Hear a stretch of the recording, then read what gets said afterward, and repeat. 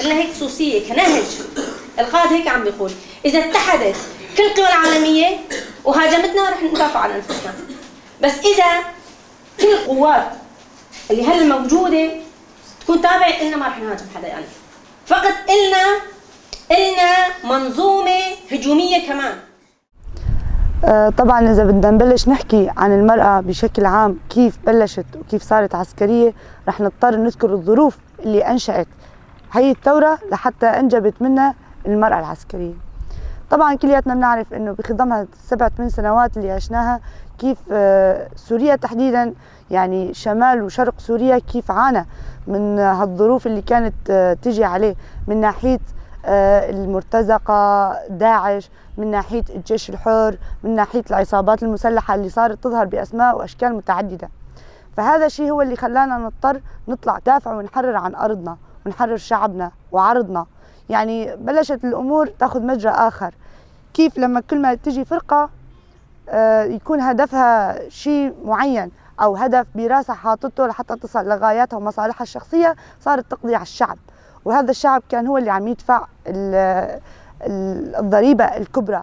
نحن كوحدات حماية المرأة أول شيء بلشنا بأعداد صغيرة وبلشنا نحرر المناطق، وبعد ما حررنا المناطق سلمناها لأهاليها، وبعد ما شافوا أهاليها يعني المجتمع شلون نحن تعاملنا مع المجتمع، شلون تعاملنا مع المرأة، شلون هدفنا حماية الشعب حماية المرأة. كل مرة قامت أعداد المرأة تتزايد عندنا بقوات يبجة، قامت أعداد المرأة تتزايد، وكل يوم تنتسب مرأة جديدة مشان تحرر بلدها، تحرر فكرها من ظلم وعادات التقاليد المجتمع. وهالشيء هذا كله من فلسفته وفكر القائد عبد الله وجله. قوات حماية المرأة، حماية المرأة اللي بتكون عسكرية كمان قادرة على إثبات ذاتها بهي الثورة. الثورة هي اللي خلتنا أو أنجبت الثورة من رحمها العسكريات، رفيقات العسكريات. يعني اقتداء بالشهيدات اللي كانوا قبلنا، طلعنا من كل صوب، من كل بلد، من كل بيت، طلعنا بكافة الشخصيات، بكافة المكونات، انتفضنا حتى نقوم بهالتحرير هذا. وصولا الآن إلى معركة دير الزور على مشارفها الأخيرة اقتربنا. يعني حلق الآن مرتزقة داعش يجرون أنفاسهم الأخيرة في هذه المعركة، وما راح نوقف هون، بالعكس راح نظل مستمرين بهي الثورة، بثورة المرأة تحديدا، لأنه هي كانت انتفاضة مو بس عسكرية، انتفاضة فكرية نفسية وجسدية.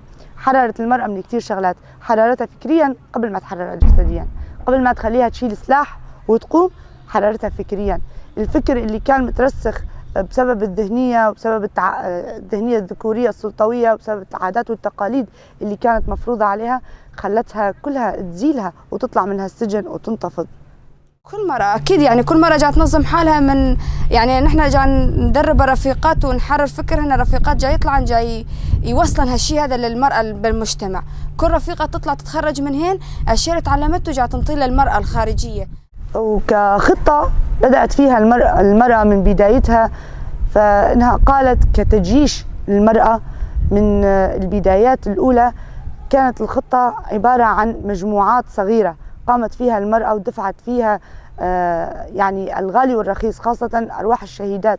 يعني اقتداء بأرواح الشهيدات قررنا أنه نوسع هي الدائرة، ومو بس يصبح كمجموعات وكوحدات وكقوات، لا، ارتأينا أنه يكون جيش. والرفيقات كلياتهم عم يشتغلوا على هذا الشيء، عم يشتغلوا لحتى يكون جيش واسع وشامل من كافة المكونات، من كافة الطوائف. إذا كان الهدف واحد هو هدف الحرية، هدف حرية المرأة تحديدا، بغض النظر عن الحريات الأخرى المنشودة، أما حرية المرأة تحديدا هي الآن اللي بتلزمنا لحتى نقدر نشارك بالمعارك اللي جاية أو الهجمات اللي ممكن تتعرض إلى بلادنا أو حتى كيان المرأة بشكل عام. هدفي تحرير كل مرأة بالمجتمع وأحررها من ضغوطات وعادات المجتمع، العادات البالية، لأنه المرأة عندهم بالمجتمع المرأة كوسيلة، يعني كوسيلة إعلام أو غيره. المرأة عليهم المرأة تشتغل تنظف هي الشغلات. بالعكس نحن بعد ما جينا على قوات وحدات حماية المرأة شفنا أن المرأة دورها أكبر بالمجتمع. المرأة هي لها دور أول بالجبهات وتقدر تحرر فكرها بإرادتها، يكون عندها إرادة بالحرب وبالجبهات.